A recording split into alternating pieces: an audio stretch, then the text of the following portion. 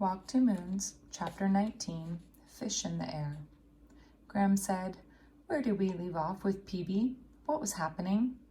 "What's the matter, Gooseberry?" Graham said. "Did that snake bite your brains?" "No," she said, "it did not bite my brains. I was just trying to refresh my memory."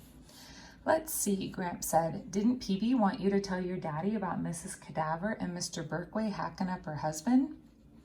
"Yes, that is what Phoebe wanted, and it is what I tried to do.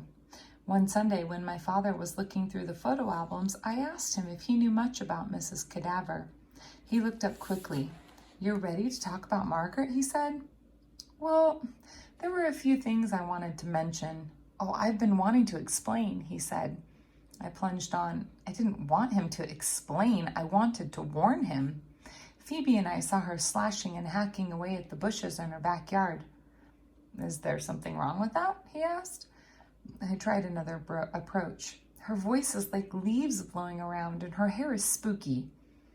"I see," he said. "And there's a man who visits her." "Sal, that sounds like spying. I don't think we should go over there anymore."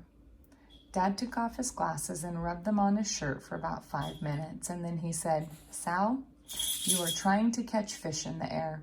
Your mother is not coming back." It looked like I was merely jealous of Mrs. Cadaver. There, in the calm light of my father, all those things that Phoebe had said about Mrs. Cadaver seemed foolish. "I'd like to explain about her," my father said. "Ugh, never mind. Just forget I mentioned her. I don't need any explanations."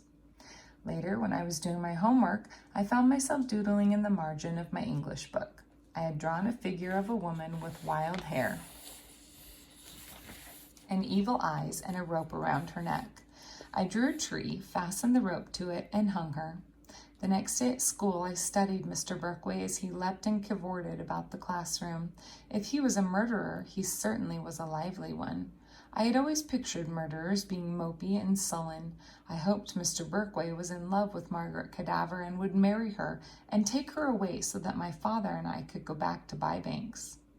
What I found most surprising about Mr. Berkway was that he increasingly reminded me of my mother, or at least of my mother before the sadness set in.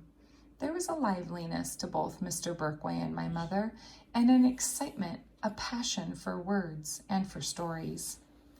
That day, as Mr. Berkway talked about Greek mythology, I started daydreaming about my mother, who loved books almost as much as she loved all her outdoor treasures. She liked to carry little books in her pocket, and sometimes when we were out in the field, she would flop down in the grass and start reading out loud.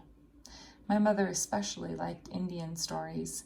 She knew about thunder gods, earth makers, wise crows, sly coyotes, and shadow souls. Her favorite stories were those about people who came back after death, as a bird or as a river or a horse. She even knew one story about an old warrior who came back as a potato. The next thing I knew, Mr. Berkway was saying, "Right, Phoebe? Are you awake? You have the second report." "The report?" Phoebe said. Mr. Berkway clutched his heart. "Ben is doing an oral report on Prometheus this Friday. You're doing one on Pandora next Monday." "Lucky me," Phoebe muttered. Mr. Berkway asked me to stay after class for a minute. Phoebe sent me warning messages with her eyebrows. As everyone was leaving the room, Phoebe said, "I'll stay with you if you want." "Why?" "Well, because of him hacking up Mr. Cadaver, that's what. I don't think you should be alone with him."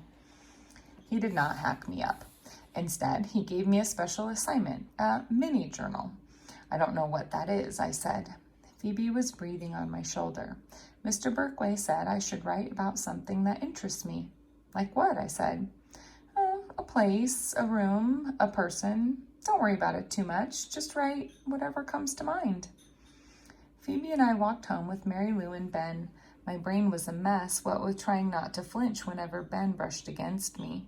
When we left Ben and Mary Lou and turned the corner onto Phoebe Street,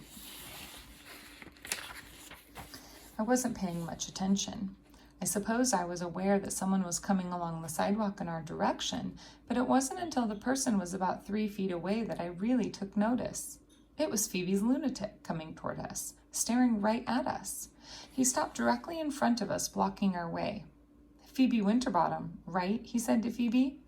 Her voice was a little squeak. The only sound that came out was a tiny, What's the matter? He said, and he slid one hand into his pocket. Phoebe pushed him, yanked my arm, and started running. Oh my God, she said, oh my God. I was grateful that we were nearly at Phoebe's house. So if he stabbed us in broad daylight, maybe one of our neighbors would discover our bodies and take us to the hospital before we bled entirely to death. I was beginning to believe that he was a lunatic. Phoebe tugged at her doorknob, but the door was locked. Phoebe beat on the door, and her mother suddenly pulled it open. She looked rather pale and shaken herself. It was locked, Phoebe said. Why was the door locked? Oh, sweetie, Mrs. Winterbottom said, it's just that I thought that, and she peered around us and looked up and down the street. Did you see someone? Did someone frighten you? It was the lunatic, Phoebe said. We saw him just now. She could hardly catch her breath. Maybe we should call the police or tell Dad. I took a good long look at Phoebe's mother. She did not seem capable of phoning the police or Mr. Winterbottom. I think she was more scared than we were. She went around locking all the doors.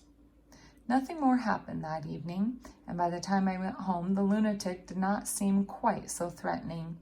No one called the police, and to my knowledge, Mrs. Winterbottom had not yet told Mr. Winterbottom. But right before I left Phoebe's house, Phoebe said to me, if I see that lunatic once more, I'll phone the police myself.